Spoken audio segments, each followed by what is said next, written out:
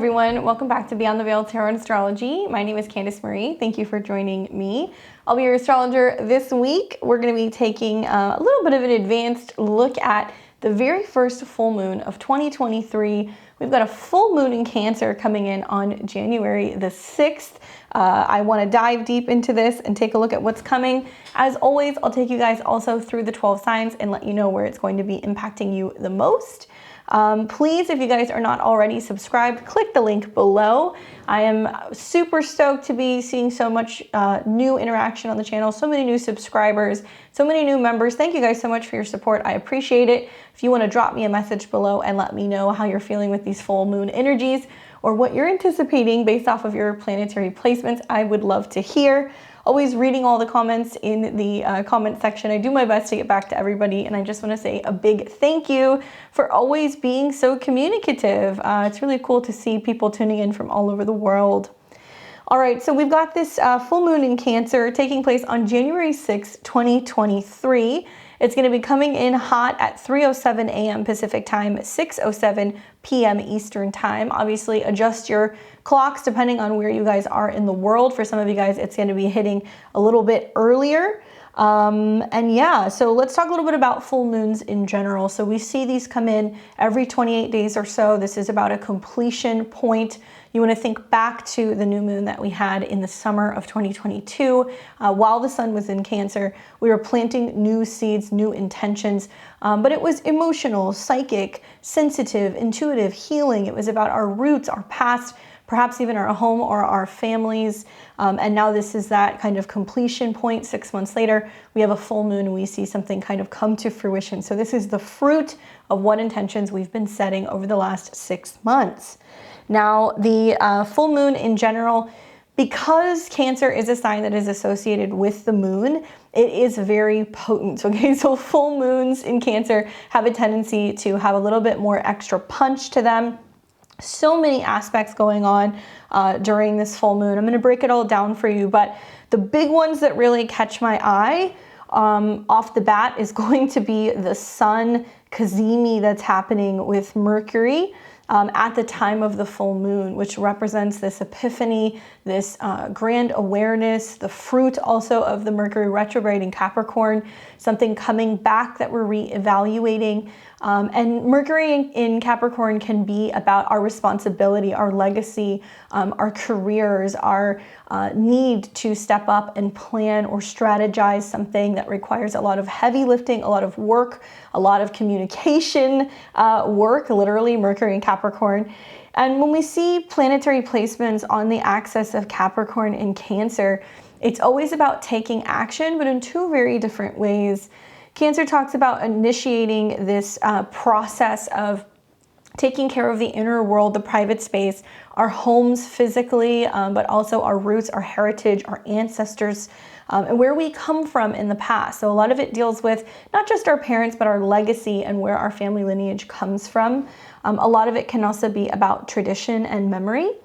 Versus Capricorn, which is more kind of taking on the responsibility of what we do out in the world. So showing up to work, taking care of parents, taking care of children, our also responsibility to society, how our reputation looks out in the world. So while Cancer is very private, Capricorn is very public because it is in a much more kind of visible part of the skies. So it represents, when we see this opposition, just in the full moon in general, that axis in the polarity and being pulled in two different directions where there's so much action in Capricorn, but really our emotions, our feelings are very sensitive, and we're reflecting a lot on how we feel on an inner private kind of level compared to the face that we're putting out into the world, right? And the cazimi is this moment where I see that this is like our heart being at odds with our mind, because we see so much like focus on work and responsibility in Capricorn, and also because Mercury is in opposition to the moon. So it can feel a little difficult in terms of communicating and expressing our emotions and our feelings. But like I said, the cazimi moment generally is actually pretty positive. It can be like a light bulb moment where something turns on or something that's been missing kind of appears. And so likely it's going to represent this feeling of, okay, through our emotions and this full moon illumination, we realize what we actually have to get to work on, that sometimes it's not about physical movement or labor or showing up to work and clocking in and clocking out. What Cancer teaches us is that without a solid focus and groundedness within our home, if we're not taking care of ourselves emotionally, if we're not resting, if we're not also reflecting on the past, it's a lot more challenging to focus moving forward. So I think that this full moon is going to bring up a lot of reflecting on where we've been these last few years, where we have been in terms of government and leadership and how it's leaving people feeling. There can be this sense also of like deja vu as we see some potential home laws or country laws or property or real estate laws come back up for reevaluation. It can also be about whether or not we're rethinking strategies out in the world when it comes to big business, rethinking strategies when it comes to our work schedules, timing, things like that. So you're going to hear a lot of like time and structural things that are going to come up from this Mercury cazimi.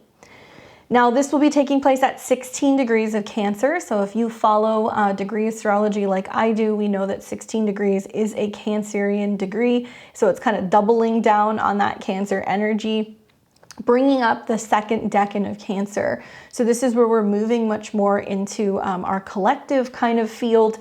We're talking more about our emotions and our feelings. We're getting outside of our mind and we're stepping into connection with our community and being able to talk to others about how we feel. So a lot of this is about opening up and re-evaluating themes in regards to responsibility. I've noticed this theme with like Mercury retrograde and Capricorn. Every single time it's happened these last couple of years, it's like a lot of people going, well, it's not my responsibility, it's not my job. And there's a lot of like passing the buck. So I think under this full moon, we're going to see that there's this realization that we can't just keep pushing off responsibility to other people or superiors or bosses or even our potential local or federal government and just expecting them to protect our rights or to make us feel safe or make us feel secure. All of this is also going to be peppered with a square to Chiron, so we are definitely going to be feeling the emotional tension of where on a personal level we are feeling pain or we're having a difficult time in the healing journey, especially topics like, do I have a job? Do I have security? Do I feel like I have supporting and loving parents? Do I feel like I have guidance? And do I have a warm home? Do I have food? Do I have security? Do I have family that I can fall back on? So these topics can be very sensitive for many individuals. It's not just because it's the end of the year and we're kind of in the midst of holiday season. This is primarily because of the squares that we're going to be seeing to Chiron. So Cancer, right, being the sign associated with the crab, connecting to the shell and the element of the sea, we see that this is about emotions running deep, right? And when I say home, it can be about physical dwellings, but it can also be about where we consider home to be. So that can be our place of origin, where we were born, where our parents stem from, where our legacies and our traditions come from, everything from how we communicate and interact with our immediate family, to our traditions, to our food, right? Things like that. But Cancer also connects to the roots and past. So there is a sense of reflecting on the past to better kind of determine and dictate what direction we're going in the future. And this is where Capricorn and Aquarius kind of come in. We also see much more focus on property. So like I said, homes and domestic stuff, sales, renovations, moving house, reorganizing, our home, especially revolving around the beginning of the year. Many of us are realizing, okay, it's time to kind of purge the house. We're clearing stuff, or we're putting things away, or family is finally leaving after kind of staying with us for an extended period of time. And we might just feel like there's much more focus on our private life in general, and also our homeland. Now, Cancer archetypes, generally you'll see this as maternal figures, okay? So it doesn't always have to be a mother, but it can be stepmothers or, kind of our surrogate mothers or adopted mothers, women in general, because it is much more of a feminine kind of sign, being that it's ruled by the moon. But parents in general, we can see falling under, that theme of the fourth house. but also landlords, family, women, nurturers. This is also cooks, healers, people who might host people in their home, or anyone who is really focusing on intuitive or psychic kind of development. So it is one of the more psychic signs of the zodiac. Now, Cancer is a cardinal sign, so it takes action. It is going to initiate something. And this is where Cancer is kind of interesting because, like the crab, it kind of goes side to side, right? It's not direct, it's not linear, kind of similar to maybe Aries or even Capricorn. Cancer is about coming out of its shell when it feels like it's ready. It can be very protective, okay, because it is a nurturer. So there can be this sense of wanting to protect the family, the dwelling, the homes, the heritage, and where we come from just in general. So the term crabby, right, obviously can apply to Cancer when it is provoked or when it is made to feel like it's not safe or secure in its home space. But I think when I think of Cancer, it still has that energy of cardinal energy because it can also be about being a leader or being self-sufficient. So there can be this theme of, look at what I accomplished, look at what I was able to kind of make happen, look at what I completed, look what I fixed, look what I bought, look what I kind of developed. So that completion theme to the full moon is going to be kind of coming up. And it can also be about emotionally, it doesn't have to be physical, right? Because Cancer is a water sign, so it can be this emotional kind of clearing, this emotional kind of awareness, this emotional fulfillment. So there can be happy tears. It doesn't always have to be full moon drama. And when I think of like a full moon in Cancer, it's also about feeling full, right? So feeling complete, feeling full, in a sense of having everything that you need, not necessarily in a physical way, but much more in an emotional way. And because it's a water sign, we're going to see like a peak of emotional energy, which is not unusual during the time of a full moon, but much more of a range of emotions, higher psychic kind of intuitive feelers going off. We might be a little bit more perceptive. We might be a little bit more tuned in. And it's a wonderful time for intuitive work, for healing work, or just being more aware of our sensitivity.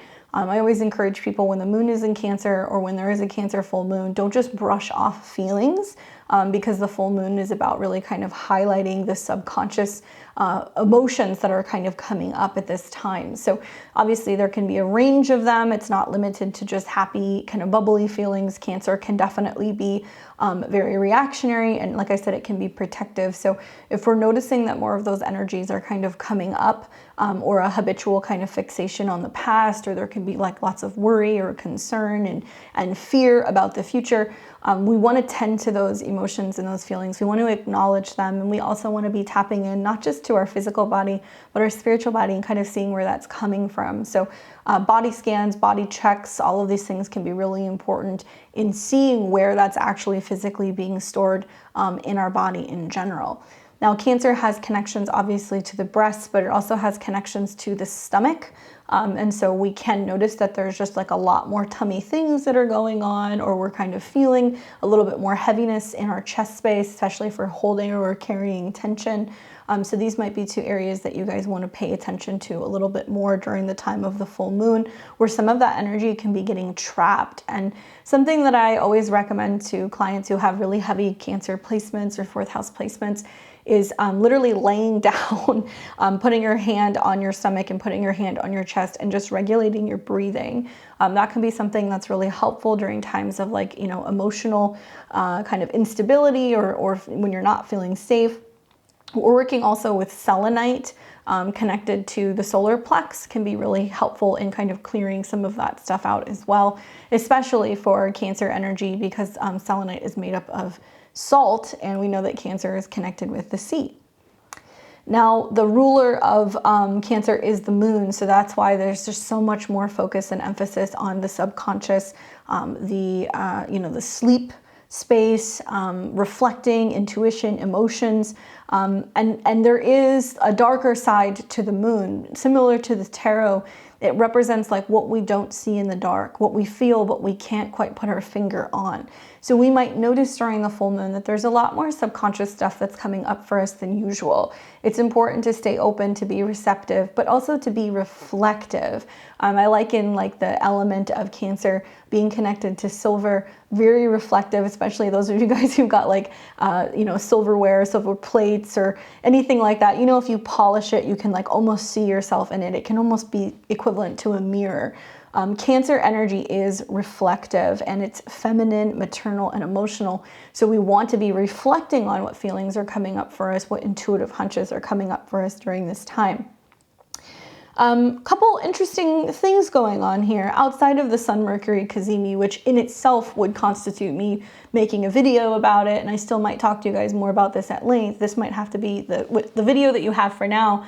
Like I said, is that emotional kind of epiphany that comes through acts of responsibility or work or things that are going on with superiors. But it's also conjunct a very prominent star. So the moon at 16 degrees of Cancer is conjunct the fixed star Sirius. And so I don't talk too much about fixed stars or asteroids, only when it's like prominent, but we are going to see some connections both to Sirius as well as Pallas during the time of this full moon. Now, Sirius is a star that's really big in Egyptian culture. It has its ties in a multitude of different types of astrology. It is known as like the dog days of summer, right? This is when the star is being seen the brightest, but also when it's the warmest time of the year, at least here in the Northern Hemisphere. And Sirius is connected to 14 degrees of Cancer. So it's a star that's about being a protector, basically. That's what it's connected to. It's about leaders and any figures that might be more so inspirational. It's really significant for people who have connections to like healings or high achievements, and it basically bestows lots of spiritual strength. It's considered one of the better stars in the fixed stars in general, and it's about giving talent to people and being selfless to some extent. It's also about protection, okay? So if we look at its connection to the Egyptians, it was considered to be showing safe passage to Anubis as you're going through the transition of crossing over to the other side. So it also serves as like shining a light on something. So it's about being able to follow through, seeing the light in the midst of the dark, not giving up. Those are some of the themes that we see with Sirius. And sometimes in some astrological perspectives, it can be seen as the coming of a difficult time that really demands a lot of work for us, physically, on the home front, maybe even emotionally. But it's also seen as a good omen that's like, okay, all good things are worth working hard for. Some cultures see this as a sign also of fertility and life-giving forces. So I could see this as a full moon that's really highlighting, hearing a lot more about fertility rates, which we're hearing a lot about now. I've been hearing a lot about this kind of intermittently through the news about declining fertility rates and the importance for continuing with the human race, even in spite of what you're hearing about a lot of these environmental issues and this kind of push for not having children to be able to kind of better support the climate agenda and protecting the world. But if you really listen and you hear a lot of what's going on with the population decline around the world, apparently we need at least 2 children per each woman to be able to even continue with our existence. And so those numbers are dwindling. We're seeing that dwindling below 2 on average per person throughout major countries, and it's going to continue to decline. I'm not here to talk about whether or not this information is true or false or anything about the environment, but I feel that this full moon is going to be highlighting where we don't quite have the story straight, or we don't see all the facts and the figures revolving around this agenda to have population control, that actually we have a population issue and that we need more people to be able to solve some of the issues at hand around the world. So I think we're going to hear more about that. I also anticipate this is going to be a period where there just might be more pregnancies because it is going to be conjunct the star in general. But for those of you guys who are all about following the light, keeping high vibe, focusing on being able to bring the light in and illuminating issues that's what the star is connected to. Because it burns so brightly, it's basically trying to show all of us that there is a mission for us to be able to accomplish, and it represents higher truth and service to other people and kind of being the brightest that we can be. So it's a wonderful full moon to be able to really bring those vibes up, to be able to kind of clear things, to be able to focus on the higher, most positive vibrations that we don't always see during a full moon. Full moons can sometimes be a little heavy in terms of their energy. This moon is also going to be conjunct Pallas, okay? So we've got Pallas at 18 degrees right down here in Cancer. So, you know, the moon is going to be sandwiched between Sirius and Pallas, which is highlighting both of these archetypes, both feminine in their nature, not just because they're in Cancer, but they're both feminine. Pallas is an asteroid goddess. She is connected to softer, nurturing energy. She's one of the more well-known Greek goddesses in mythology, and there were temples that were connected to Pallas. Some of you guys hear Pallas, but Pallas Athene, or also known as Pallas Athena, she was connecting to the owl, right? So she represented wisdom and foresight and psychic abilities. She also carried a shield and a spear, serpent and olive trees. It was said in myth that she actually gave the olive tree to humans as a patron, basically, or a symbol of peace. And so she had all kinds of temples connected to her, but she was also the goddess connected to war. So it wasn't just wisdom, it was strategy. And we see Pallas connected to being able to pick up patterns and weaving together patterns. So we can also see lots of like designers and pattern makers and people who are into sewing and stitching having connections to this as well. In astrology, though, Pallas shows your connection to creative learning and strategy. Sometimes it's healing, sometimes it's wisdom, and she's connected to anything with self-expression and healing rights. So that's what she's connected to. In Cancer, once again, it's patterns relating to birth, patterns relating to home, patterns relating to women, and also she will stand up and protect. So when we look at that kind of connected with Sirius, I feel like it's shining a light on the fact that actually we do need more stronger female figures. With that opposition that we're having to the sun and also Mercury, women challenging the status quo, women standing up and challenging those who might be in positions of power or higher placements in government. The moon also represents the collective. So this is the group of people, the masses of individuals that are now starting to kind of question or challenge what information is being placed or being put out there that may actually be quite combative to the individuals, especially with the squares to Chiron. In general, like when I see moon conjunct Pallas in a natal chart, generally this is somebody who's like very nurturing and they have really strong maternal instincts. And there is this tendency to want to protect and stand up for younger people, children, elderly people, to be protecting them, especially people who might be in jeopardy or people who are being threatened in some way. So I see this as like also like advocates for people who need homes, who need housing, protecting those in need who are enduring some very difficult times, especially like domestic issues or domestic abuse issues. So that might be popping up as well, where people are basically saying like, we can't live like this. We can't not run our heat. We can't not feed our families. We can't not be there to support elderly people.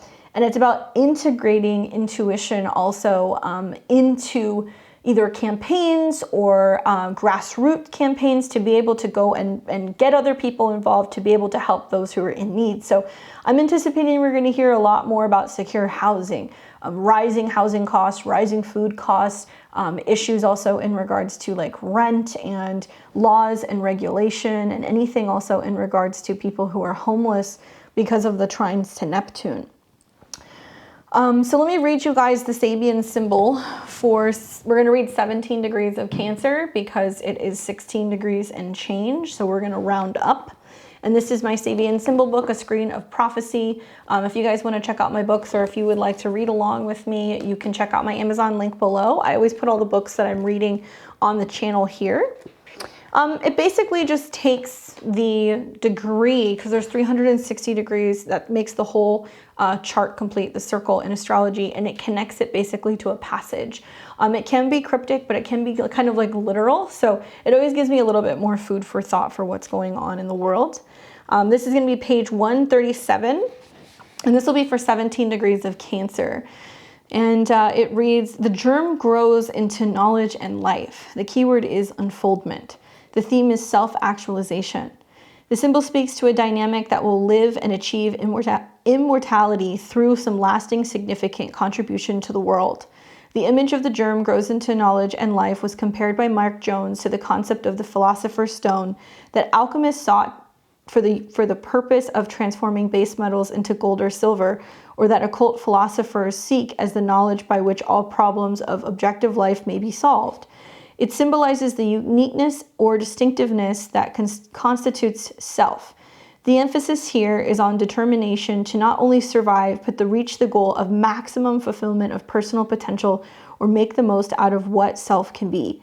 At its highest, the symbol represents self-actualization, self-understanding, total involvement of the self in every aspect or immediate concern. Watch for baseless self-aggrandizement, I can't pronounce that, and the persistent demand of recognition.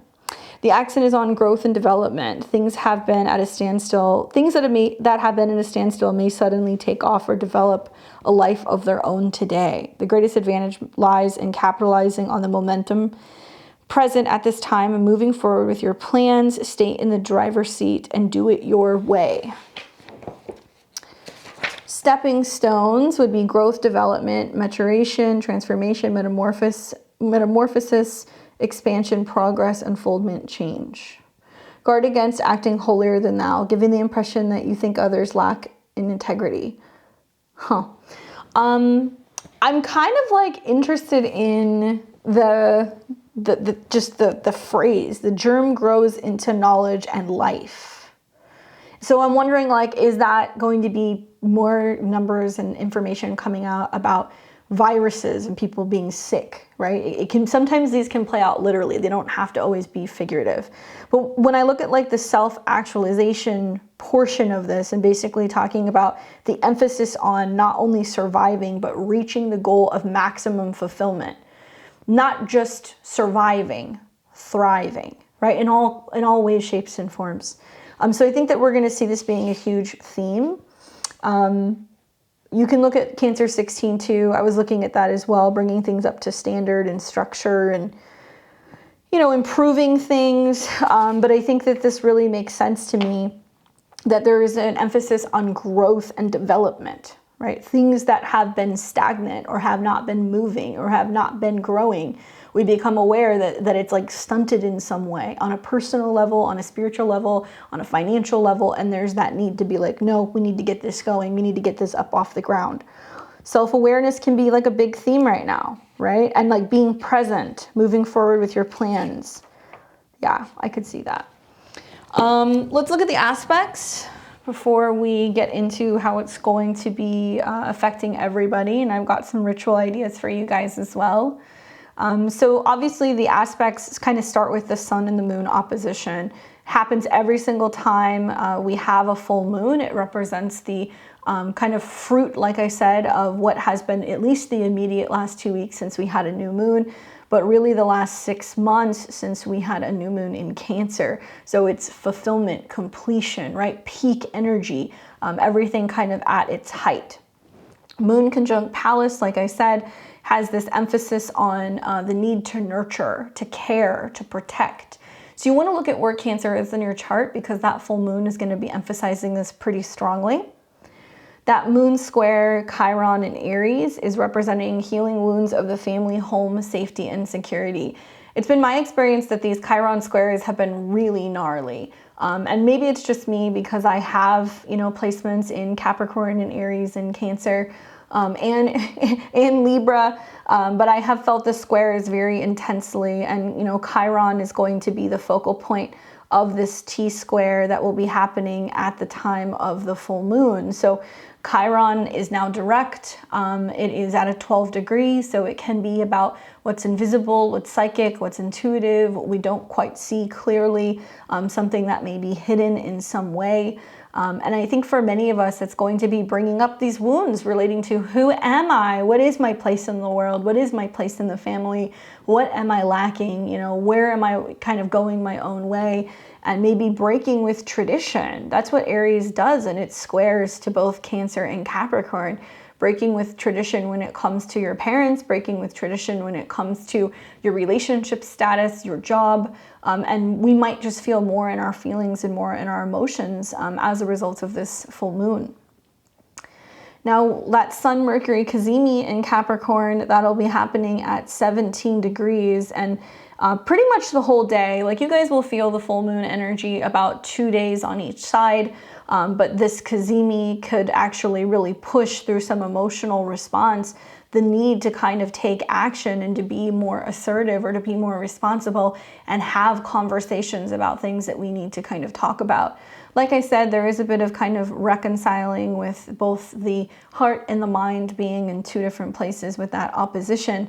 But look for new information, subtle and sudden realizations or ideas that might kind of just creep into your mind, things that go missing, or just like random conversations that really aren't so random. It's Mercury's way of basically trying to stop, go backwards, and relay some information. Keep in mind that Mercury stops short of coming into conjunction with Pluto. So when Mercury eventually does conjunct Pluto, when the Sun eventually conjuncts Pluto, something dies off, it changes, it transforms, it's kind of put to rest. So it's interesting that Mercury is stopping short of that. It's almost like throwing on the brakes and saying, no, I'm not ready to really kind of have that talk or go there or accept this thing. So there may be a need to be more aware of the subtle messages that kind of come through during this full moon. We're also going to see that the Sun and Mercury, okay, are in a sextile to Neptune. Now, it's not exact, but you know, it's within 10 degrees. So a sextile is a positive, harmonious energy. You have to do the work of Capricorn to reap the rewards of Neptune. So it can be about becoming more emotional, sensitive, compassionate, more tuned in, more receptive. But I think that this is also about keen observations or influences that are going on psychically, spiritually, or kind of in our dreams that are helping guide us and give us more guidance, more direction, more of a sense of authority. And it's also about learning how to kind of blend the elements of earth and water together, because if we're emotional and sensitive and compassionate with Neptune, we can kind of better direct and make changes in the Capricorn area of our life. Now we'll see the Sun and Mercury also making some really interesting aspects both to the nodes, okay? So we see on one hand the Sun, Mercury, and Mercury will make several of these aspects throughout its retrograde. Several times it'll trine Uranus and the North Node, which is about changing our schedule, changing our responsibilities, changing things about our job, possibly depending on where it is in your chart. And adapting to those changes physically, or adapting to changes in our financial responsibility, in our responsibility with our resources, with our food, things like that, even energy. That could be something else that's coming up with the trines to Uranus. And as planets trine the North Node, we're getting in line with destiny, right? We're actually setting up the stage for making all of the plans so that way come the spring, we do feel more abundant, okay? Keep in mind, guys, this is the last trine that you're going to see before Pluto leaves Capricorn.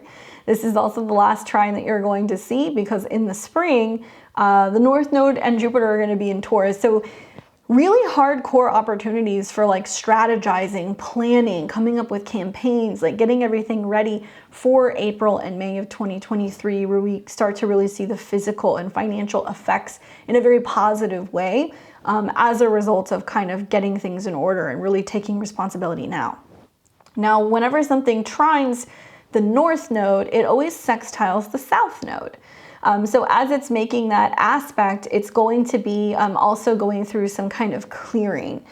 So that sextile to the South Node is allowing us basically to declutter, detox, detoxify, release, let go of something, and be able to kind of have more emotional stability and security. Capricorn is second house from Scorpio, so now we start seeing that the commitment, the seriousness, the consistency is actually finally paying off. So if since, like, let's say October, November, in the eclipses, you've been like, that's it, no more of this, this is where you start reaping the benefits of making those cutbacks. And you're going to have the opportunity, obviously, to reorganize Capricorn clear until like the mid-January period. So there's really no rush there.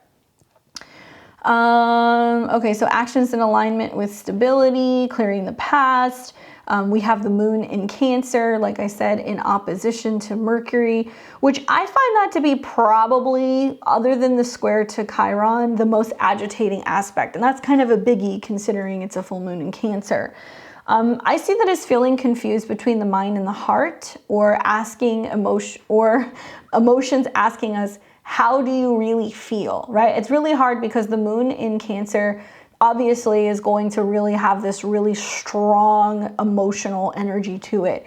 And when the sun is combined with Mercury, even in a cazimi, which is considered positive, it has this like mind on fire kind of energy that's like, I can't stop thinking about work, I got to get this thing done, I got to do this, I got to do this, I got to do this.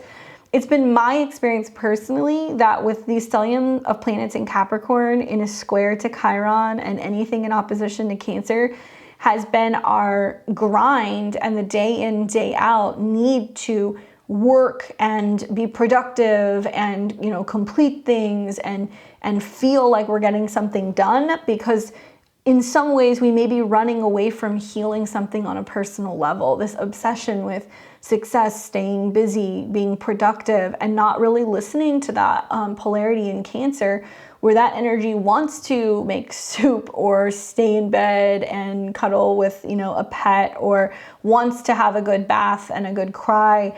Capricorn is like, no time for that, just keep moving. And so for many of us, I think it's like the new year is beginning and we're realizing like, wow, we're already back to the grind and we haven't really had time to kind of emotionally bounce back from something. So there is going to be much more of a need to pay attention to our emotional responses. And, you know, likely, like I said, feeling confused about how to communicate how we feel, not knowing how to express that to other people, having a difficult time with that process of separating. Are we just acting and staying busy because we're avoiding something, or do we really have something that we need to get done? And a good way to be able to kind of sort through that is take time to just be. Not to be going through that mental Rolodex in your head of like all of the people you need to call, or, you know, constantly working on the to-do list, or running around, you know, doing little odd things. Like just sit and be, and pay attention if you're uncomfortable doing that, right? Are you uncomfortable doing that? Are you uncomfortable doing the body scans and laying in bed and checking in with your body? Is there resistance to that? Is there this sense of when you're starting to feel like tears are welling up that you're kind of like, no, and you hold it back? If you're noticing any resistance, and if your mind is kind of running away with itself and it's like, if I just do all of these things, I don't have to think about that, that's a sign that you're going to have a much more challenging time possibly with this full moon. And it's really a time to just go into the waves of the emotions and the feelings. This is especially true because I feel like with the moon trine Neptune, it's a wonderful outlet for some of these feelings. I think that there can be this sense of masking emotions. And that's something else I've noticed with Mercury in opposition to the moon. I've seen this in like natal charts with people who have this, where they're like, everything's fine, I'm okay. And they have like this bubbly kind of exterior, social kind of friendly appearance. But then like behind closed doors, there is this kind of dark and stormy or like really worrying type of energy. So it's asking yourselves, like, putting that face forward, is that actually doing more harm than it is good? When people ask you, how are you doing? And you're like, yeah, I'm just so busy. Like, are you good? Like, really check in with your emotions and your feelings, and maybe be just as concerned and consumed with talking about feelings as whether or not you're feeling productive, right? Okay, so then we're going to have, with that moon trine Neptune, like I said, healing emotionally, very sensitive and receptive. You can be very tuned in. It can be really great for journaling, for film and creativity. It can be wonderful also for like music and working with water, and just healing things in general. I like the moon sextile Uranus and the North Node because it's building off of the conjunction that we had just days prior, on New Year's actually. And when the moon is in a sextile to its own North Node, it's kind of building now, and emotionally adjusting to the changes that it made as it was conjunct Uranus. But this is about adapting to new physical or financial changes and really becoming aware of how we feel with those changes. And last but not least, we also see Venus, which by the time the full moon hits will have moved into the sign of Aquarius.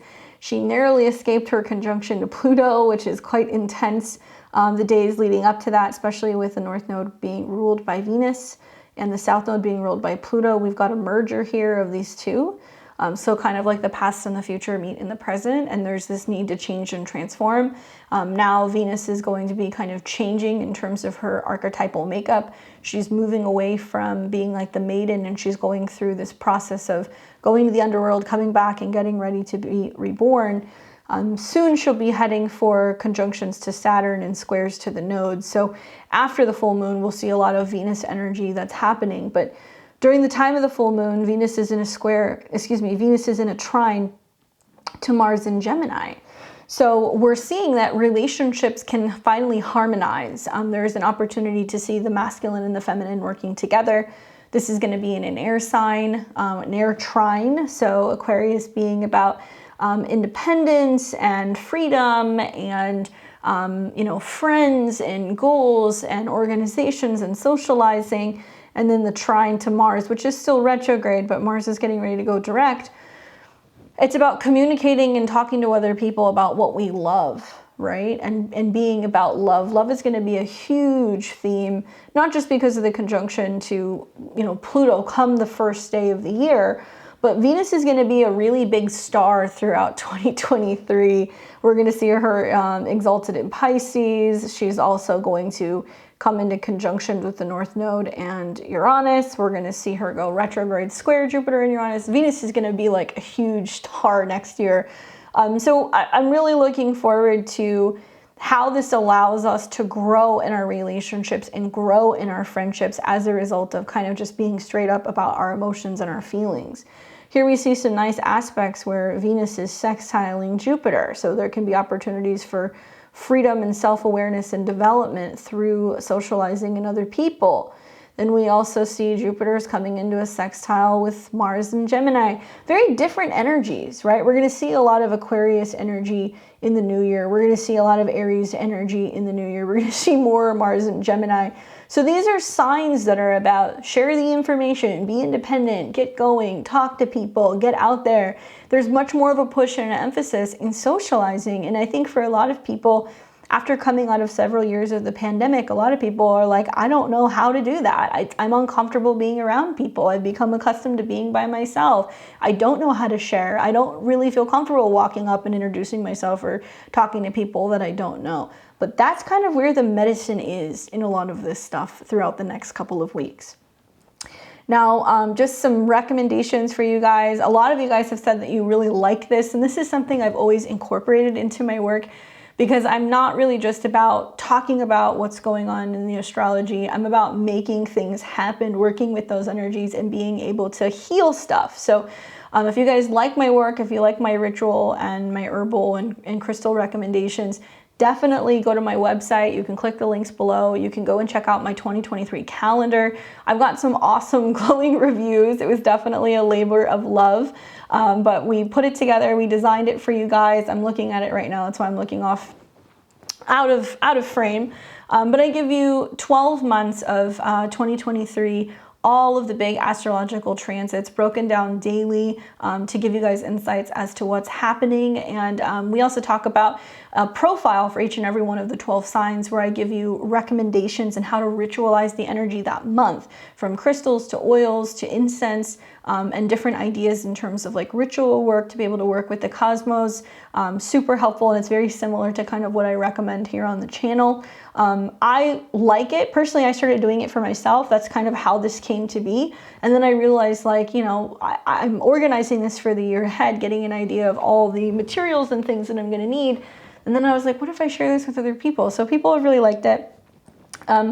But ritual ideas for this full moon is working with water, okay? Super simple. I always tell people, like, you know, magic doesn't have to be super expensive. You can have all the bells and whistles and all of the things, but really working with the elements are very, very simple. So literally working with just quality water is the one thing that I would recommend.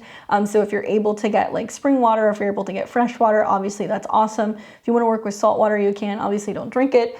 But working with water, because Cancer is a water element. This means baths, soaks, teas, detoxes, soups, juicing even. All of these things can be wonderful during the time of the full moon in Cancer. And Cancer is connected to the roots, right? The fourth house is the roots.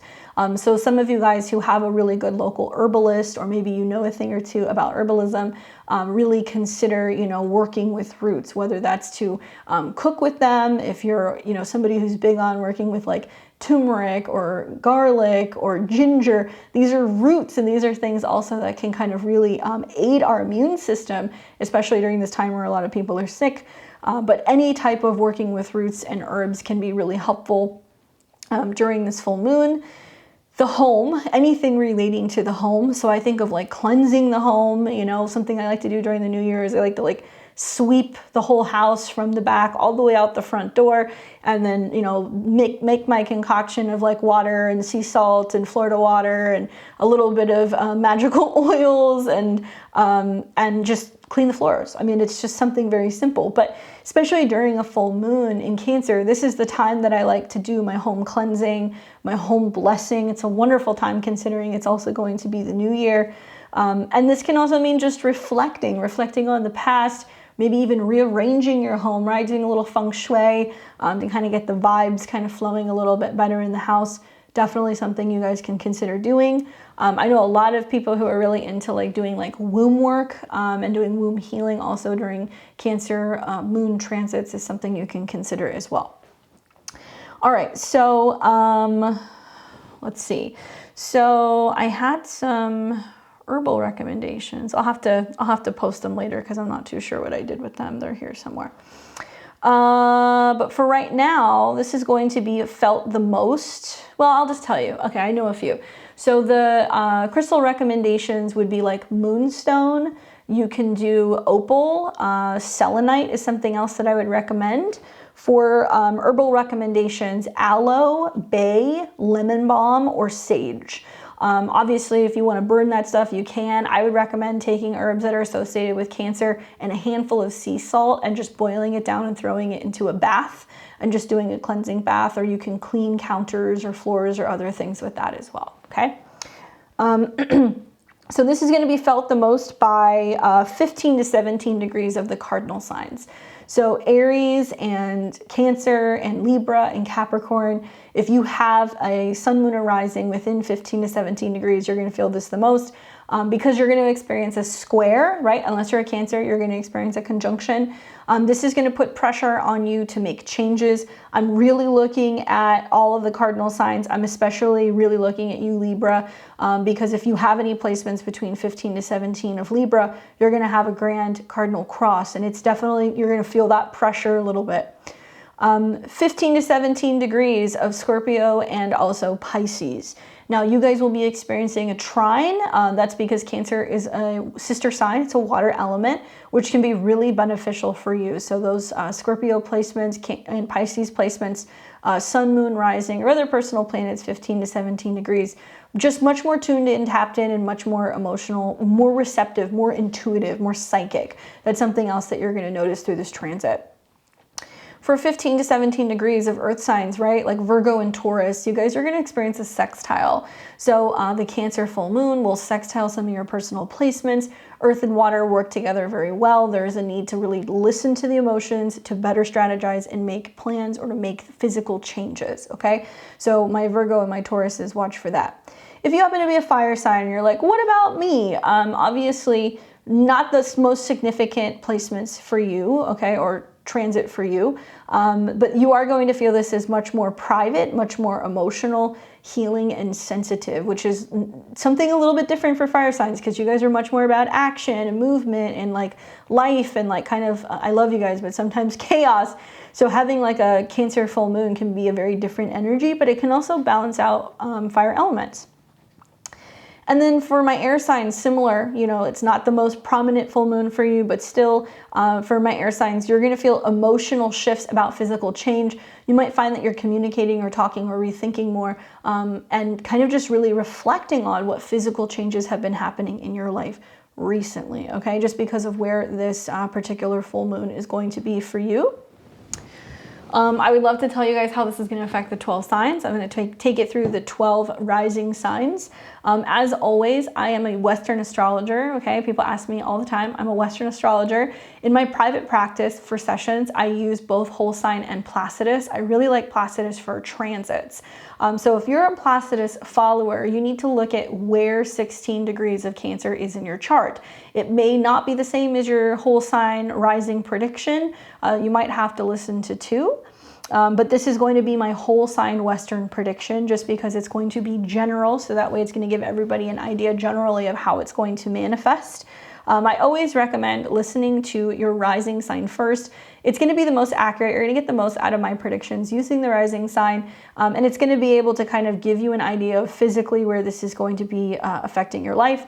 Equally, listen to your sun and your moon sign. That's important as well. I would especially say during a full moon in Cancer, there may be a need to listen to that lunar kind of prediction more so than not, okay? So I would say I recommend listening to all 3. I'm going to take this through the 12 signs. So let me set this up for you guys really quick so you can see that.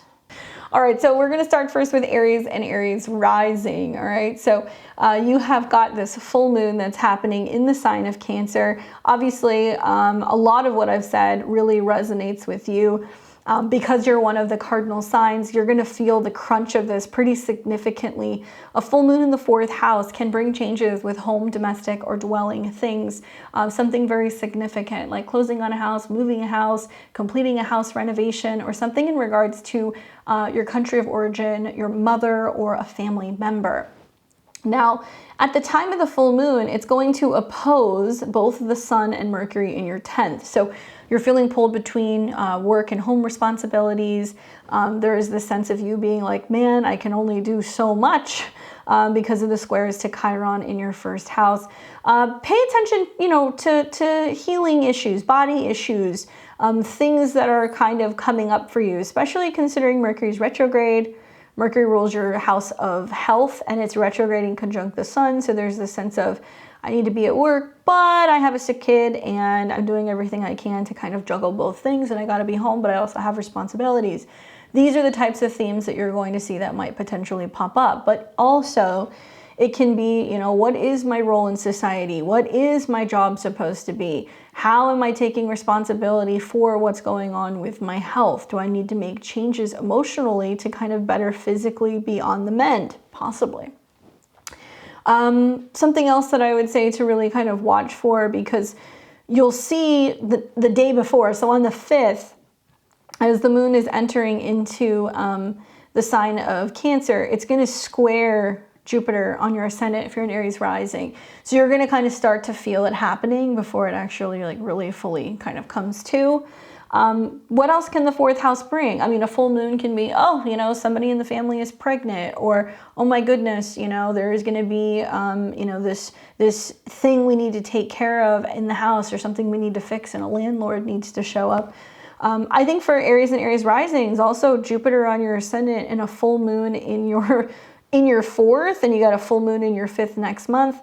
I could see a lot of Aries risings potentially falling pregnant very suddenly, and it being kind of like a really positive, harmonious, happy surprise, but also changes that might come from that in regards to your home or your work schedule, okay? So let's take a look. Let's see what the cards say for you, my Aries, in terms of this full moon in Cancer. 2 of Cups. I love that. Working with other people, you know, accepting help, partnership, coming together with others, finding a way to ask for help and assistance. That can be a big thing with the Sun Mercury cazimi. So it can mean like, hey, can you help me complete this task? Can you help me, find a home? Can I stay with you? Can I come visit? This is togetherness. So whether it's in a business sense, which it can be, because the full moon is going to highlight also your 10th, or working together with somebody in the family or with a partner to be able to kind of overcome something in regards to a home or a domestic matter. So support is on the way, help is on the way. It's all a matter of asking for it and also being a team player, okay? Good luck, my Aries. That's a good card for you guys considering the intensity of this moon. For my Taurus and Taurus rising, hopefully you guys are doing well. This is going to be the prediction that I have for the full moon in Cancer that's taking place in your natal 3rd house. Really interesting energy, Taurus. I mean, for the most part, this is really supportive in your chart, okay? Especially my Taurus risings, because you're going to see the moon is going to sextile Uranus and the North Node in your 1st house. So you're changing, you're communicating, you're thinking differently, you're moving differently. There can also be this sense of completing a 3rd house matter. So completing a lot of tasks, buying a car, moving, writing something, learning something, sharing something with other people. 3rd house can be podcasts, blogs, social media. So it can be that there is this campaign or something that you're putting out there. And I also like the fact that you have all these planets in Capricorn that are also trining either your ascendant, but especially the North Node and Uranus. What's amazing is that the 9th house is about your beliefs and your philosophy about life. And it's helping shape the person you're becoming, right? With the trine to the North Node and Uranus. So as the moon opposes this, you're like, oh, my philosophy is changing. I'm going to make a post about it, or I'm going to write about it, or I'm going to journal about it. And it has a positive impact on the way that you just move through life, the way that you carry yourself, the way that you look, the way that your body is feeling. It can be busy, so there can be like a need or a deadline to kind of sign a document, to travel somewhere. There can be much more action in regards to communicating with relatives, specifically, siblings or uncles or cousins. And this is about also your daily routine. So if you've been working hard to like consistently communicate better, to be consistent with your posting on social media, to be making that phone call and talking to a sibling, you're going to see that this is going to just kind of hit that peak point. So pay attention to what's coming up for you emotionally in conversations. And for the most part, I see this actually being quite positive for you. Although that square to Chiron makes me feel like there's a need to communicate things that have been bothering you or things that have been hurting you that you have not shared with other people. But that may be part of what you're learning and sharing with others. All right, so let's see what the cards say for you. The Wheel of Fortune, positive card, things changing for the better. Being that the 3rd house is about your day-to-day, it can be the sense of you feeling overwhelmed with just how much change has been happening for you recently, Taurus. But I think that change is good for you in this case. It's kind of saying that there's positive serendipitous things that are going to be happening as a result of this. I also have this feeling, because the moon is making the sextiles to your 1st house and to the North Node and Uranus, this is about how you're just learning how to communicate differently with the world. And perhaps maybe instead of being like a little stress ball, you're realizing that there's just a need to kind of communicate and be more emotional. Maybe you're noticing that emotions are coming up for you more regularly and you're needing to kind of voice them and get them out. So you're not kind of carrying that in your physical body, okay? Travel's possible with the Wheel of Fortune. So you might have a fortunate serendipitous opportunity to get out of town. Although I don't see this like getting on an airplane and going somewhere. It's more like going away for the weekend, or just positive things that are happening in regards to your communication style, okay? Good luck, my Tauruses. We've got Gemini and Gemini rising. This is my prediction for the full moon in Cancer taking place in your natal 2nd house. My Geminis, this is a big time when it comes to money and resources, your spending power, okay? Money is on your mind, but it's also about how you feel emotionally about your financial situation, your financial security. The second house full moon can definitely bring in a large purchase or having to pay for something or expenses pertaining to your home, right? Cancer. The second house full moon can also bring about this emphasis and this focus on your self-esteem and your emotional security. Now, I notice that this is happening simultaneously with an opposition in your 8th house. So you've got the sun there and you've got Mercury coming into conjunction with the sun. Mercury rules your chart. So to me, it seems like there is this secret conversation, unexpected document, unexpected expense, unexpected windfall. Maybe you get a check for a reimbursement out of nowhere. You didn't expect that to happen. And it takes you by surprise, and then somehow you're like, hey, I've got a little bit more money to spend. On the flip side, if you are already getting a head start on your taxes with the Sun Mercury going through your 8th house, you may realize, oh my goodness, I have more expenses than I anticipated, and you're trying to figure out a way to kind of work through that. Now, in your chart, it also can be about home expenses. And so some of you guys are trying to figure out how to kind of afford a move or how to refinance a home or how to qualify for a home loan or how to come up with enough money to be able to kind of have a deposit on an apartment. So something like that's kind of going on in your astrology right now. For the most part, to be honest with you, I see it as being positive because it is going to be making such a strong aspect to Mercury, and Mercury and the Sun are coming together. So it means that it's about having the conversation. It's about applying for that thing. It's about signing the document, sharing information with somebody and being able to find solutions so that way you can work through it. Transparency is so important with that because they meet in the 8th house, both for you, but also people who you're partnering with. So your romantic partners, your business partners, anything in regards to talking to accountants or anybody about investments seems to be really, really, really important at this time. I have a feeling that some of you guys also might just be making changes in your diet with that full moon in the 2nd house, and you're detoxing something because you're trying to figure out how to kind of remedy potentially lower energy levels or kind of clean something out of your system. So let's see what the cards say for you. Oh, cool.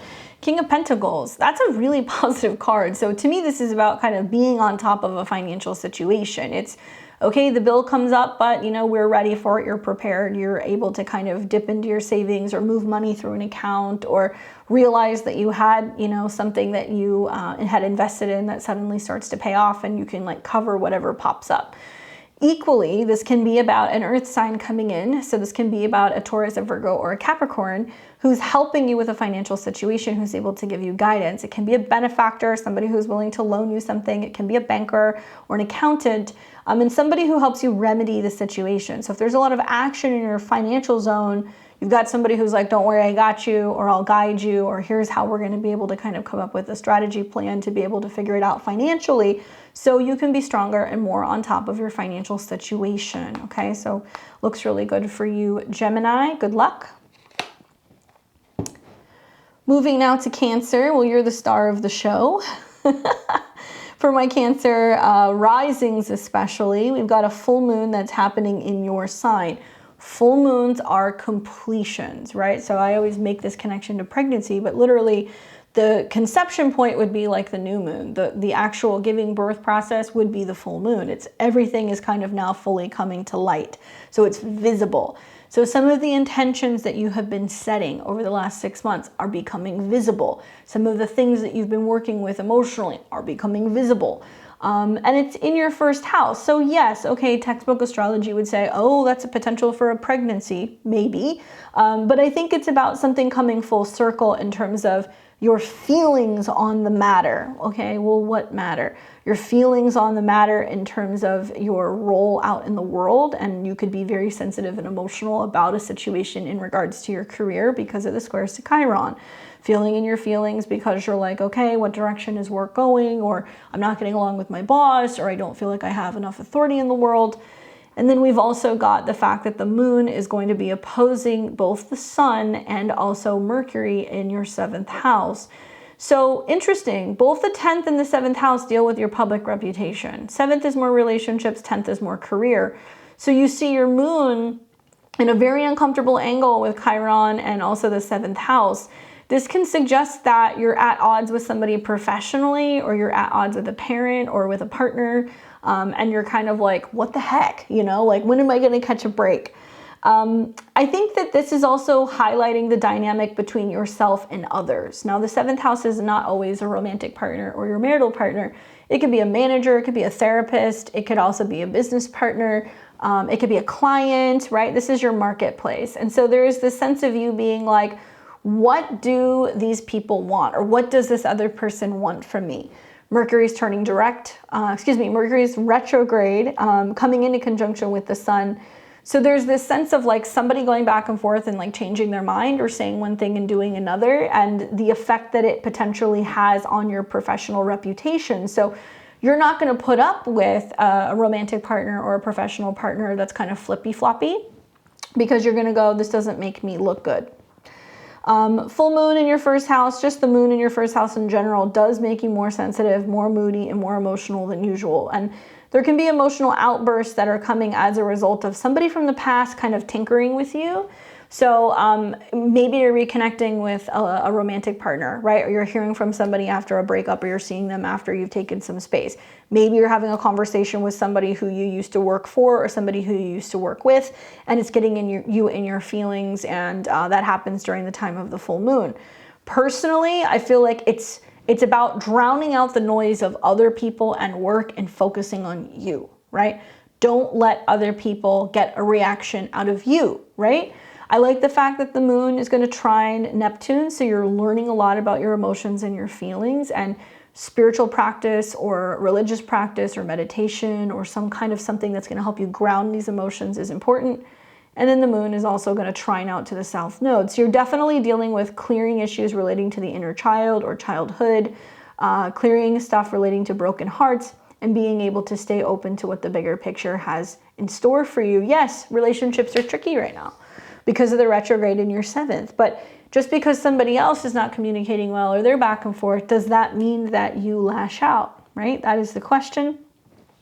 Let's see what the cards say for you, but just know that this is to some extent kind of like the real reveal, right? So some of you guys might be like, okay, this is how I look after 6 months of working hard and dieting and exercising, or this is how I look after, 2 years of being in a really difficult relationship. Look at the effect that it's had on me. So now you have to kind of look in the mirror and see how you're responding, how you're physically responding to either work or relationships, and if it's worth staying in those dynamics. Wow, Ace of Coins. So this is generally about money, possessions, fulfillment. Also, this is a fertility card, but this can be about being like, I'm grounded, right? I may not feel like I can control relationships. I may not feel like I can control work, but I can control myself. I can feed myself well. I can make sure that I'm staying grounded. I'm making sure that I'm like really taking the physical necessary steps that I need to make sure that I am safe and secure. Such important themes for Cancers in general, right? So this is, are you eating well, right? Are you taking a walk out in the park without your shoes on, grounding your energy? Are you working with your crystals? Are you making sure that, you have a safe, secure physical surrounding? These are questions that I would be asking myself. Yes, this can bring money. Yes, this can plant new seeds, especially in terms of business. And perhaps maybe through the issues in communication with certain people, you're realizing who you're valuing and who you don't, and the fact that time is money, and that you have big things that you want to be achieving in terms of your career. And there definitely is a need to kind of reevaluate what or who it is that you want to hold on to during this time. Good luck. All right, so now we've got Leo and Leo rising. This is your full moon in Cancer predictions for the natal 12th house, okay? Wow, can be a little emotional and a little overwhelming, okay? I'm just gonna put that out there. 12th house, what is subconscious, right? Hidden. This is also about healing, but this can be about self-undoing. This is about your bedroom, your dream state, things that happen kind of in privacy, things that you would not tell anyone. A full moon in the 12th house, that's in a square to Chiron, that's in an opposition to your 6th. This is through your physical habits, daily routines, what you're eating, where you're working, what you're doing, the impact that it has on you in the 12th house. It may send you into like I want to sleep by myself in my own bed. I don't want anybody to bother me. I want to spend a day or two under the covers, you know, watching my favorite movies. I need to just be alone and take a bath and kind of recover. It can be about feminine energies needing care, whether that's like mental health care, hospitalization, going to a specialist, but it can also be about retreating to somewhere that's going to bring you security. So it's like, I just want to stay at home for a couple days, or I need to go and be away out in nature, right? And the changes that are happening in your physical routine or your health and the impact that it has on your mental health. So if you're consciously going, I need time to rest and recuperate and retreat, likely you're going to find that you can kind of kick bad habits and bad patterns more easily. If you're overworking and overextending yourself, you're going to notice that you may get sick, or that there can be some emotional turbulence, which is trying to come up to get your attention to make you realize something's got to change. Intuitively, right, knowing that Mercury is going retrograde conjunct the sun, which is important because it rules your chart. This to me says, you know, some of you guys do benefit from going to a therapy session, going to a healer, going to a specialist, going to the doctor, going to a healing center, a retreat center, a rehab, right? These things can be coming up for you because you need to quit, or you need to clear out or detox something in general, okay? Not the most significant, like I said, for the fire signs, but still, nevertheless, I think this one might take you by surprise. And a full moon in your 12th house can have you staying up, having trouble sleeping. So you might notice some disturbances in your sleep patterns, which in turn could really affect your ability to feel productive with those planets in the 6th house. But, you know, Mercury retrograde in the 6th, trine North Node, Uranus in your 10th, changing staff, changing schedules, changing jobs, so that way you can feel more productive next year. See what the cards say. Justice. Finding balance in the situation, which is interesting because the 6th house is like working through some kind of crisis and getting something in order, but justice is about karmic law and effect, right? So this can be about relationships. This can be about legal situations. If there is a legal situation brewing, you got Jupiter in your 9th and a retrograde in your 6th, you're protected. So I see this is like you getting things in order to be able to kind of reassess something and decide whether or not you want to move forward. This can be about relationships. And what's interesting is you have this retrograde 12th house to your 7th. So there's something hidden about what's working in relationships, or what's going on in relationships, or who you're going to continue to service, or who you're going to continue to partner with. And perhaps maybe you're kind of weighing your options during this time, right? Because a lot of you Leo risings, it's like go big or go home in the new year. You got eclipses in your 10th house. You got Jupiter going into your 10th house soon. It's going to be very big for you guys in the spring and in the summer in terms of your career. So you're like, am I outgrowing my space? Or do I need to quit these habits or quit working in this way so I can be able to become more productive? And Libra, or Justice, says, who can help me do that, right? So if you need to connect with mentors, or if you need to find an assistant, or if you need to bring in somebody to kind of help you keep the peace, you just might do that. Good luck. For my Virgo and Virgo risings, we have got a full moon in Cancer in the natal 11th house. Interesting energy for you, Virgo. Obviously, the 11th house deals with your goals, anything in regards to friendships, parties, networking, associations, feeling very emotionally connected to your friends. This sextiles your ascendant, so that's nice. And it's also trining Neptune in your 7th house, so it's great for relationships with friends, or connections that you have between romantic or committed partners in your friendships.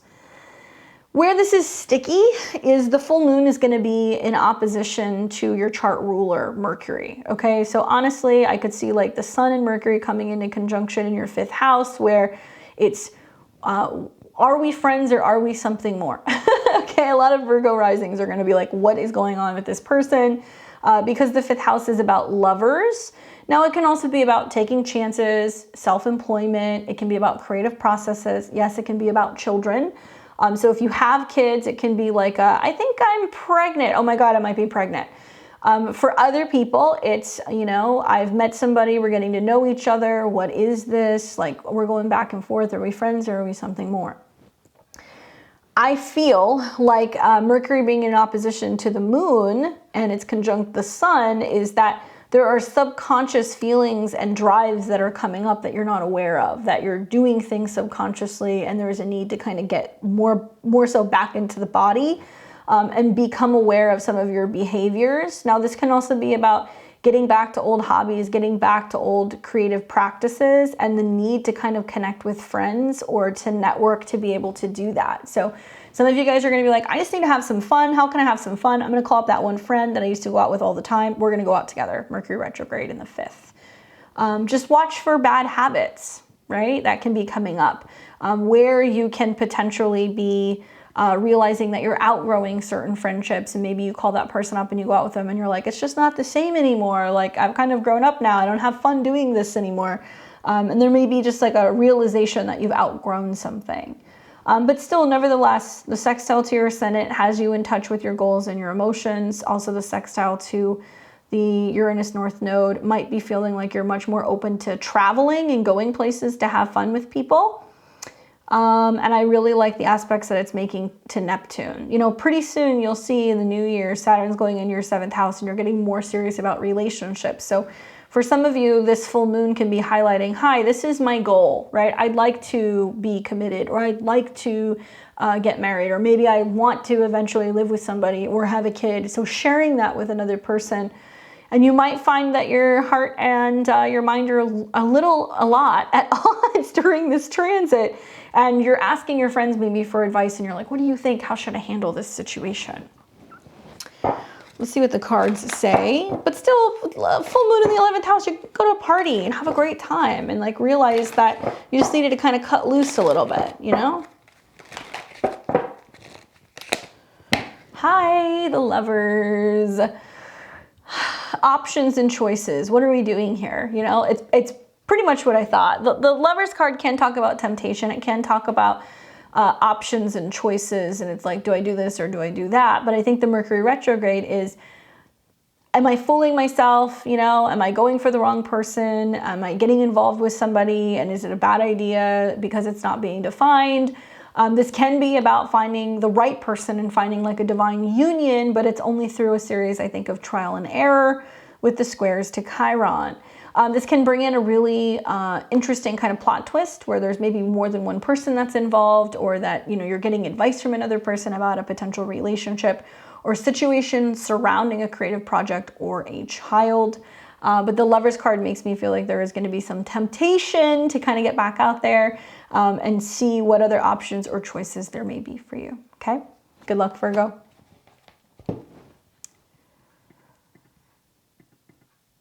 Now we've got Libra and Libra rising. This is your full moon in Cancer prediction. You got a full moon in your 10th house. I'm looking at you, Libra risings, because if you've got any placements anywhere between like, you know, 15 and 17 degrees, Libra sun, moon, or rising, you're going to feel this the most because you're going to feel the square. The full moon is taking place in Cancer. It's in your 10th house of career, public image, and reputation. So yes, a full moon in the 10th house is big accomplishments in regards to your career, right? So there can be mergers, there can be projects going through, completing of deals, agreements, big launches, things like that are happening during a full moon in Cancer. However, this full moon is naturally squaring your Libra energy. It's in an opposition with Sun, Mercury, Mercury going retrograde in your 4th, where you're re-evaluating what's going on with your home, especially if you work from home, or just rules and regulations in regards to your home, or something that you're reorganizing in regards to your home. And it's also going to be in a square to Chiron in your natal 7th house. So Chiron is the focal point of the square, and this is really prominent for you because it's all cardinal energy. So Libras, there can be some friction that's going on with a partner over this full moon period, and likely the friction that's kind of coming up for you is majorly affecting your career or your reputation, or something in regards to being able to work. Also, it can be about parenting or things in regards to taking care of parents or being a parent yourself. And it's going to obviously hit the axis of the 4th and the 10th. Now, Cancer in the 10th is being seen as the nurturer, being seen as the caretaker, being seen as the mother. And it's great for your career, but it dings your relationships and it opposes your 4th house, which makes me feel like you're going to feel like you have to focus on your career. But it's creating some drama or some tension in your relationships with clients, with romantic partners or business partners. And it's challenging the peace or the organization or something about the flow of the home base in general. Nevertheless, the sextile that's happening to Uranus makes me feel like there's positive opportunities for change at work, which could be bringing in more money and more resources. There's trines to Neptune in your 6th, which makes me feel like you're finally getting on schedule and getting things organized and feeling like you're in flow. And it's also trining out to the South Node in your 2nd house. So this is about taking responsibility for both your schedule, your health, your habits, your food, and your financial health, and really coming to terms with a lot of these things and being able to show a lot of emotional maturity, right? Cancer in the 10th house. The one thing that I would say to be mindful of is that there can be some friction that's going on where you're really emotional and you feel like you're the only adult in the room, especially when it comes to dealing with an issue in regards to a relative or a family member, especially if one of these people are sick or they're just causing a problem, because Sun Mercury seems to suggest that there's something that is happening within the family that's either a secret that's being addressed or there is some drama or conflict in communication in regards to a home situation. So things that are wrong with the house, trying to fix things in the house. There can be things that go missing in the house. There can be projects that get kind of delayed, and it can create some friction with you and your partner. So let's see what the cards say for you. Still, nevertheless, show up and keep focusing on work, because good things are going to come from this for you. Wowzers, I'm happy to see this. Ace of Cups. So sometimes, 7th house, a little bit of friction or sometimes a little bit of conflict is what has to happen to be able to just kind of get it out in the open and be able to heal a situation. Ace of Cups during a full moon in Cancer makes me feel like be prepared. It can be very emotional, but this is also about emotional renewal. New opportunities for relationships, more depth in relationships, new people that can come in, perhaps maybe through what can be a very challenging situation with family or just a lot of work going on. You realize that you really do need the help and the assistance of a partner. And this can bring you closer in love to another person, right? Or it can bring in a new person that you're going to be kind of aligning with and forming a new relationship or falling in love with, all right? Good luck, my Libras. For Scorpio and Scorpio rising, we've got a full moon that's happening in a sister sign in Cancer. This will be happening on January 6th, and it's going to be in your natal 9th house. So a couple things. The 9th house in general, you know, beliefs, foreign travel, education, anything in regards to philosophy. These are all themes that we see. But this is about your emotional philosophy on life or maybe family, taking trips abroad and connecting with people who also might be in other countries.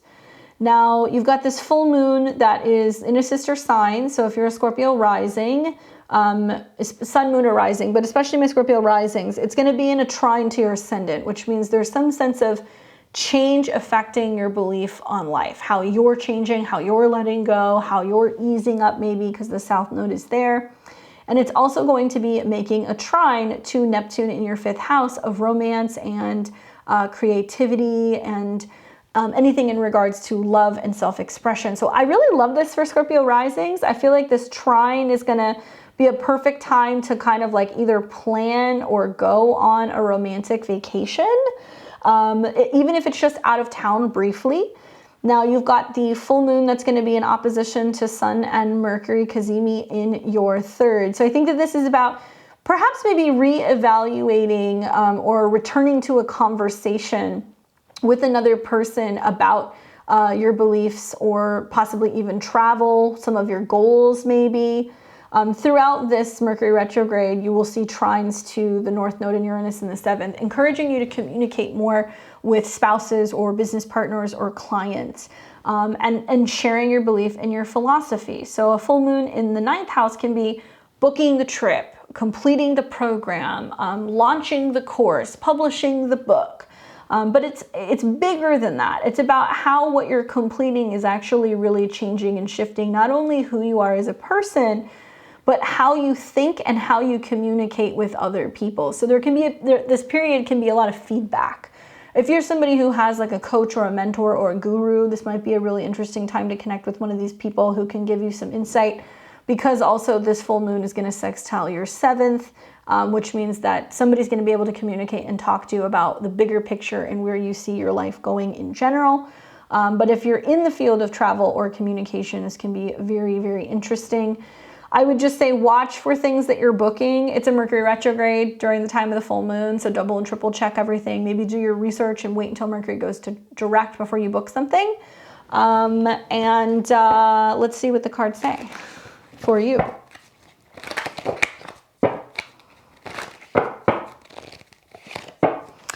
That's what I thought. 7 of Swords. So, not necessarily having all the facts or having all of the information. You know, that Sun Mercury Cazimi in the 3rd, which is very strong.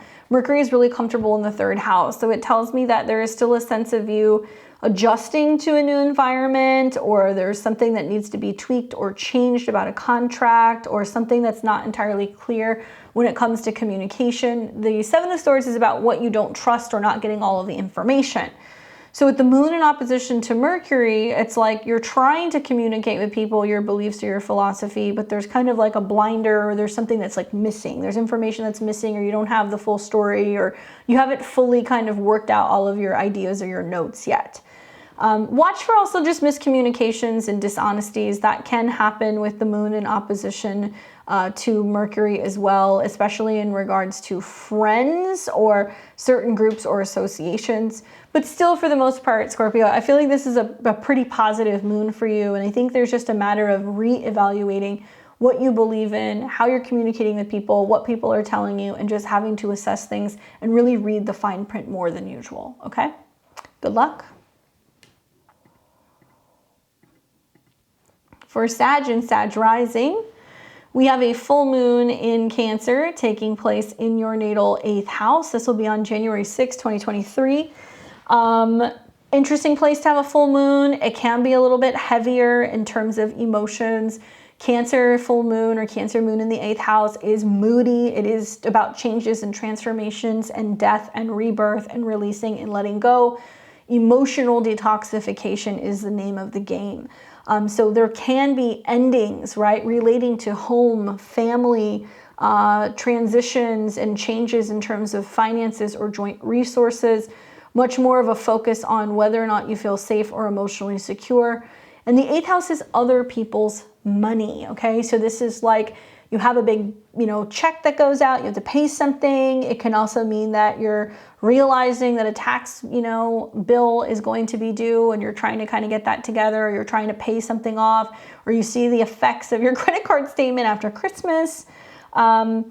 During this full moon, we're going to see that the moon is going to be in opposition to the Sun and Mercury in your 2nd house. And so it's about your money and other people's resources. Now, while the Sun and Mercury are meeting up in the 2nd house, where you're reevaluating something in regards to your career, maybe you're looking through receipts, you're looking through all kinds of reports and things from the year end, and you're like, okay, how do I find what I can deduct, or how can I, be able to make the most of my tax deductions or my expense list?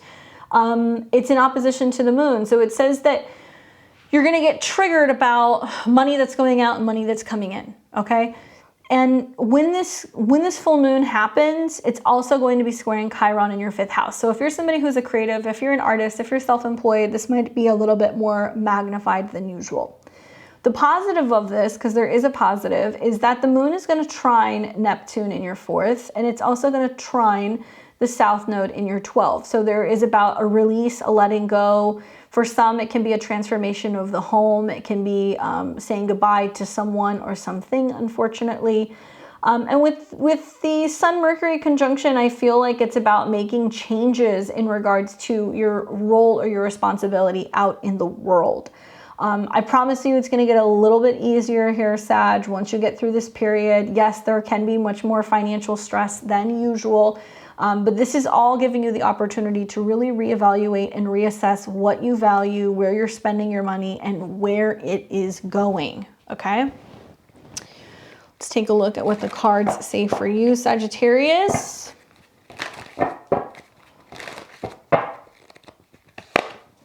Ten of Cups. Happily ever after, celebrating, and this can be celebrating a completion, okay? So if it is kind of the more shadow side of the 8th house, it's celebrating someone's life or trying to look at things in a sense of what they gave you or what their impact was. Especially older female figures. So there can be like grandmothers or older pets or mother figures. You know, there can be a sense of transition and ending sometimes with a full moon in the 8th house. But it's about celebrating what you had, not what you're losing, right? Because the 8th house talks about others' resources. This talks about what you're gaining. So whether there is a change at work and somebody, you know, ends up kind of quitting or retiring, and then you get a new position and there's more responsibility, but there might be more to gain in terms of finances. The 2nd and the 8th house talks about these changes that are happening with others that impact your financial situation. So from what I can see, it's something worth celebrating. It's going to be positive. It's going to be about a completion or an achievement. Hopefully it's you guys feeling like you have financial freedom and that you're able to kind of clear any debt that you have been dealing with recently. Good luck. For Capricorn and Capricorn rising, we have a full moon in Cancer taking place on January 6th, 2023 in your natal 7th house of relationships. So obviously a full moon in your 7th house can bring this peak moment in relationships in terms of you and another person. Cancer can be your relationship with a mother figure. It can be with a woman. It can be with just romantic relationships in general, but also counselors, therapists, people like that. Now, a full moon here means that it's in opposition to all of these planets in your 1st house. So similar to Cancer, we're going to see a little bit of, you know, who am I versus who are we? A full moon in the 7th is putting the attention on other people. So your clients, your marketplace, your partners, your business partners, whatever.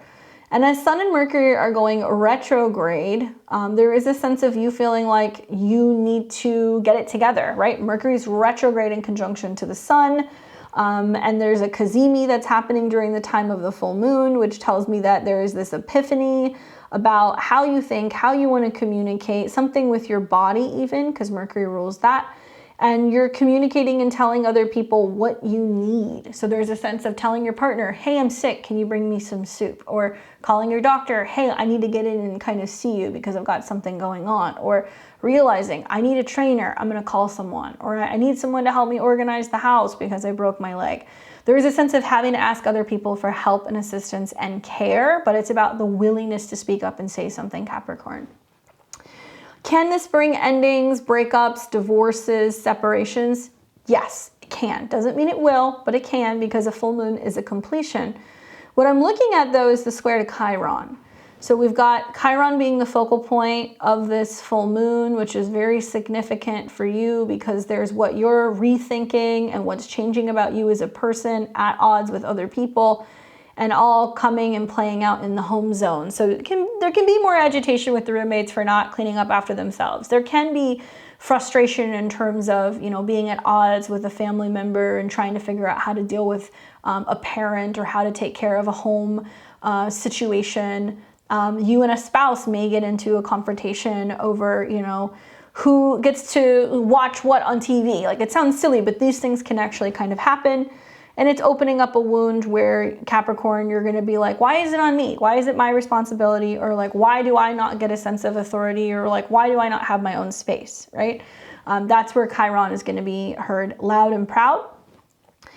I would use the Mercury retrograde as an opportunity to pause and reflect on your own beliefs rather than feeling like you need to tell other people what they should or could be doing.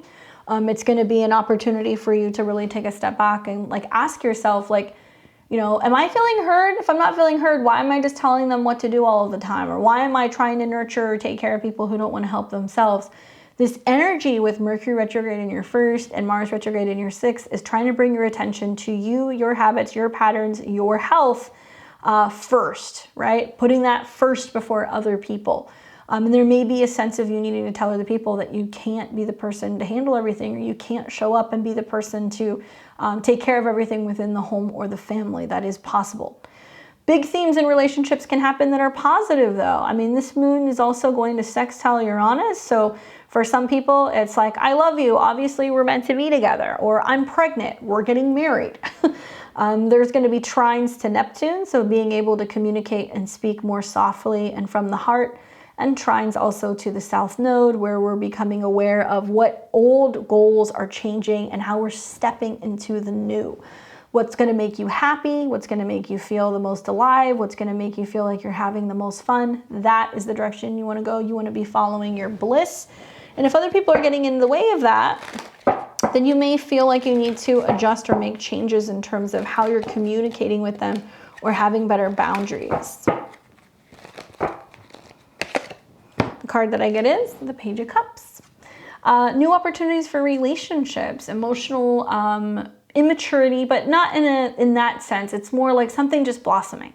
So you might meet somebody very significant, which in turn could be a really prominent relationship. This can also be talking about a connection with a water sign, so Cancer, Scorpio, or Pisces. Interesting that the full moon is in Cancer, so I'm wondering if one's going to show up. But this can also be younger people, children, the first kind of connections in romance, first kind of falling for somebody, saying I love you, or developing feelings, which I feel like it's very possible because of the sextiles to Uranus. So whether it's like suddenly having a chance meeting, or like I said, that can be an omen of pregnancy, any of these things are possible, especially with Jupiter in your 4th house and eclipses in your 5th. If you guys are looking to do that and you have not yet, you may see that in this next year, okay? Good luck, my Capricorns. For Aquarius and Aquarius rising, we have got this full moon in Cancer taking place in your natal 6th house. The 6th house is about health, schedule, your daily routine, being of service, okay? So this is about your emotional health and well-being and your day-to-day. You may also see much more emphasis on, health care, or people who are of service, who are helping you, especially people who help you take care of children, take care of dogs, take care of your home, your landscaping, who, come in and clean or organize your home. This full moon is going to be in polar opposition to both the Sun and Mercury, which will be having a cazimi in the 12th house. And so very similar to Leo, you got to really pay attention to both your physical and your mental health, okay? All these planets in the 12th house right now, you're feeling a little bit like, reflective. You want to rest, recuperate, maybe feel like you need to be by yourself for a little bit. And it's all opposing your 6th house full moon. So it's how do I ask for help and assistance so I can have that alone time? If you're dealing with a health issue, that can come up during a full moon, which could land you in a healing center, a hospital center, a rehab, a therapy office, something like that can be coming up, especially if you're noticing just that your mental or your emotional health is not doing so well. I would take this very seriously if you're an Aquarius rising, okay? Dietary, digestion, and health changes can happen with a full moon here as well. I'm noticing the sextile to Uranus in the 4th, so it makes me feel like changes emotionally, changes with family, changes with home, and possibly even care. And it's also going to be making that opposition to not just the Sun, but also Mercury. So for those of you guys who have children, it can be like at your wit's end with your kid, being like, I don't know how to help them. I don't know what to give them. I don't know what else to do. There is this sense of just needing to be patient and kind of holding space and knowing that whatever is going to happen is meant to happen. You may get some really good insight and information from a therapist or from a partner who's helping you make the most of this situation and better understand that it's not your responsibility to take care of everyone, that you have to take care of yourself, okay? But still, your health and your schedule is on the line here. 6th house is getting the job done or a daily routine. So this is another place where sometimes I see job changes happen, where somebody quits a job, or they quit a habit, or they quit an old emotional pattern. And if you're trying to quit eating something, quit smoking, quit worrying, what a wonderful time with Mercury retrograde in your 12th to consider going and seeing a hypnotherapist, or seeing a therapist, or a trauma specialist, or going to a rehab or a care center that you can help kind of break some of those patterns up. I say this especially because it's squaring Chiron during the time of the full moon. So whether this is like smoking or just frustration and anger outbursts or issues that you're having like with your hand, or just, you know, mental health issues, these things can all be coming up during the time of the full moon. So if you're looking to break bad habits, it's a wonderful time to do it. If you're looking to get a job, quit a job, make changes there. But I also see this as kind of really putting your emotional needs first so you can better kind of heal and deal with things behind the scenes and really physically do the work necessary when it comes to rest and recuperation. Let's see what the cards say for you, my Aquariuses. This is where the tarot's sassy. I was waiting for this card to come up, the moon. So it's saying such an important full moon for you. This is also, what is your subconscious telling you? What do you feel like is coming? What do you feel like is going to happen? Did you have a dream, or do you have an intuitive hit or a hunch? But this is about your emotions. And this is also about things that can be kind of making you fearful or making you paranoid, and the need to kind of like let that go. So if it's worst case scenario that you're always thinking about, or if you're feeling like you're always on edge and there's something coming but you can't put your finger on it, you need more rest and recuperation with these planets in your 12th house. It's going to help you kind of calm the mind, the digestive tract, anything that's kind of running away with itself, and have a little bit more emotional stability. So that way you can think more clearly and not be so concerned. But yes, things are going to come up during this full moon. As much as I hate to say it, the 6th house sometimes is hidden enemies, and it can be somebody connecting to the family. All right, so watch out for that. Good luck, Aquarius. And for Pisces and Pisces rising, we have a full moon in Cancer taking place in your natal 5th house of children, romance, creativity, taking chances, having fun. And it is all going to be in opposition to all these planets in your 11th house. All right, so here's how I see this. First of all, you've got a full moon in a sister sign. So you and Scorpio are really benefiting from this the most. I see this as being a time where you're really in alignment with creativity, joy, fun time, you know, that kind of stuff. And finding ways to do it at home or within the home in general. Now, I know home is an interesting topic. You've had Mars retrograde here. Maybe it's about reconnecting with family, reconnecting with your inner child or with children. Yes, a full moon in the 5th house can produce a pregnancy, but it can be a fullness and a happiness with life, feeling totally complete in a romantic relationship, feeling like you've completed your own personal project, and you're ready to share it with the world, right? Because it opposes all these planets in the 11th house.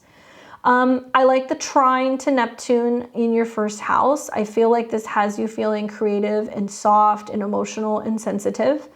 I like the sextile to Uranus in the North Node because I feel like creative projects are what you're completing. Podcasts, blogs, things that you're writing, things that you're learning, and how you're sharing this with other people. And I have this feeling that with the Mercury retrograde in your 11th, you're reevaluating your goals and connecting with friends and trying to find ways to really focus on being more authentic and enjoying life and creating things. Yeah, Mercury retrograde can be about, you know, reconnecting with friends and talking to them about what's going on with romantic relationships. And there can be some interesting themes about romantic relationships and advice that you're getting from friends. So you can be like, what do you think about this situation? How do you feel with this person? And they can be like, yes, do it. No, don't, cut them off. There can also be a sense of, you know, reconnecting with friends and socializing. And in the midst of that, meeting somebody who really makes your heart sing and having like a really strong emotional connection to them. Full moon in the 5th house, great time for dating, great time for romance, connecting, and just falling in love. Like that's definitely something that is very, very much seen through the 5th house. Watch for the squares that you're going to see to Chiron, because I feel like this is about self-esteem stuff. So where you're feeling like you need a romantic kind of partner, or you need a romantic fulfillment to feel worthy, or that if you're having issues in a romantic relationship and you're not feeling seen or heard or valued, friends are stepping up and reminding you of just how amazing you are and what you have to offer. But for the most part, this is a pretty positive full moon for you. And I feel like it's just ripe with the opportunity to be creative and to kind of really have your voice heard. But for some of you guys, it can be just a great time to be getting out there and getting back on the horse and dating, or falling more deeply in love with another person. Let's take a look at what the cards have to say for you, Pisces. Get the Queen of Pentacles.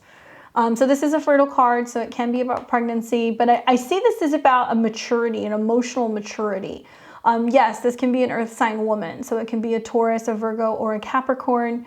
I'm especially curious because the Mercury conjunction is in Capricorn and Mercury rules your 7th house. So where you're reevaluating your relationships with people and finding that you have a really strong bond with a woman or somebody who can kind of help you network or really expand in terms of your career. And that person comes into your life to kind of help you level up professionally or financially. And she has a lot of wisdom and a lot of guidance, and she's very well connected. On the flip side, this can be about you realizing what your goals are when it comes to your resources and working through some of these financial issues, so that way you feel like you can kind of get ahead of things and kind of have a better grasp on what's going on with money that's coming or going in your life. I see the 5th house is what we produce that is valuable. So maybe part of the Chiron square this moon is like, okay, I'm having financial things going on. How do I kind of remedy that and do it in a way that's going to make me feel more creative and more productive? Creating for the sake of creativity, not just to have emotional or financial fulfillment, right? But look for that kind of security or safety person who's going to come in that's going to help guide you. That might be someone who's really well connected. And I have a feeling for some of you guys, it's going to be being like, I love this thing or I love this person. So let me know below. I'd love to hear how that plays out for you. I'm wishing you guys all a very happy new year and a happy full moon in Cancer. I hope you guys enjoy it and make the most of it. Let me know below, leave me your comments. If you're new to my channel, let me know where you're tuning in from. How is this moon aspecting you? I would love to hear. I'm curious myself. I'm in a 10th house lunar year, so I've noticed that already full moons impact me quite a bit, but this full moon's gonna be in my 10th house and it's gonna be right on top of my natal Chiron. So I'm kind of bracing for impact with that one.